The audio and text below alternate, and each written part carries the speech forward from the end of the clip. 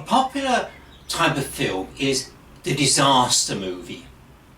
The classic of this ilk is the sinking of the Titanic. That mighty ship, representing the height of human achievement, is overwhelmed by the powers of nature. The ocean becomes the great destroyer. We are not in control of the sea.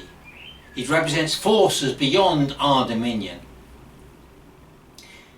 The ancient people of Israel were not a seafaring race. So understandably, even more for them, water symbolised that wild, uncontrollable element of nature. In their ancient myths, recorded in Genesis, water signifies this primeval chaos and disorder. It's only when the Spirit of God hovers over the waters that God brings order out of this anarchy. This theme of being overwhelmed runs very much through our reading set for this Sunday. Our first reading comes from the book of Job. It seems likely that this was written at a time when the whole people of Israel were just recovering from being overwhelmed by a political disaster. 70 years earlier, the nation had been conquered by the Babylonian Empire and its leaders taken into exile. Only now are they returning from the refugee camps once more to their homeland. We don't know the name of the author of this wonderful poem, but it's based around a traditional folk tale about an ancient wise figure called Job. Earlier in the book of Ezekiel, the figure of Job is mentioned as one of 3 righteous men alongside other folk heroes such as Noah and Daniel. The poem, though, tells of how Job loses everything: family, wealth, and finally even his health. We're told he's covered with loathsome boils. He is overwhelmed by trouble and grief. He reacts with anger, and very much like folk today, he wants to sue someone. In his case, it's God he wants to take to the law courts. So in the next 36 chapters, Job accuses God of being unjust, unfair, before in the final chapter he becomes reconciled to the mystery of the divine will. When we move to today's Gospel, we hear of a group of fishermen threatened of being overwhelmed. Mark tells us it's been a busy day at the lakeside. Jesus has been teaching since dawn. The crowds press round him. They've come with their needs of body, mind and spirit. They come pleading to be healed.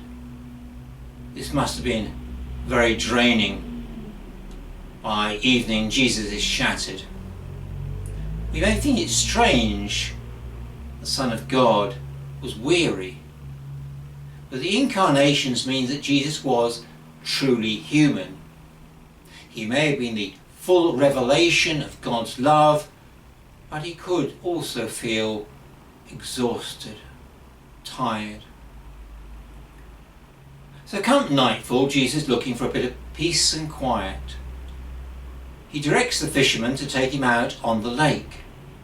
Not surprisingly, almost immediately, he falls asleep in the stern of the boat. Mark adds that very human touch that his head is resting on a pillow. He is so exhausted he doesn't even wake up when a storm breaks out over the lake. The winds toss the vessel around, the waves smash against its side. The little boat is in danger of being swamped. The crew despair of their lives.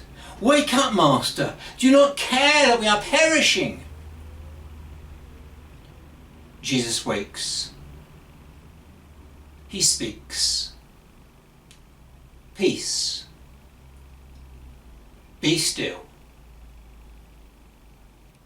The storm abates. All is calm once more. Most of us will have had some times in life when we felt overwhelmed.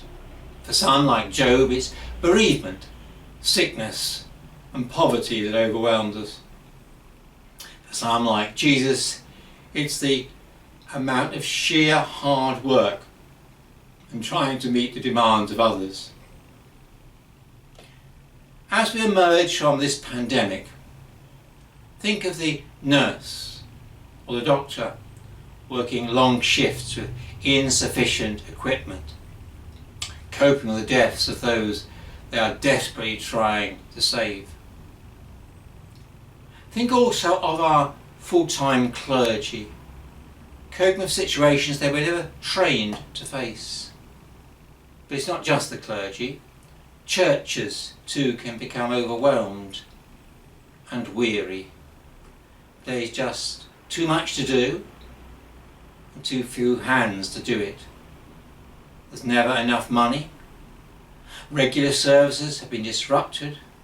Faithful members have been lost. How do we respond?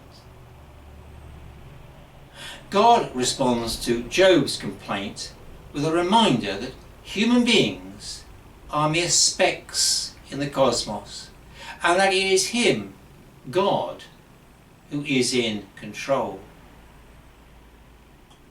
The poet uses the image of an architect. God lays the foundations of the cosmos. He determines its dimensions. What is more, the universe is not a hostile, threatening place, but a joyful creation. The poet imagines the powers and forces of the cosmos singing for joy. So in Job we read, "The morning stars sang together, and all the heavenly beings shouted for joy." It's important to trust that it is God who is in control, not us. Yes, there is pain, suffering and chaos represented by the sea. But even this has its limits. In the poem of Job, again, God speaks to the waves of chaos. "Thus far shall you come and no further." Then it's important to know that rest is okay. We should not feel guilty about taking time out. Jesus felt no compunction in sleeping in that boat while the fisherman was struggling against the storm. Rest is a sign of trust in others. If we leave our troubles in God's hands, then it's okay to have a break. That's true for individuals and for churches.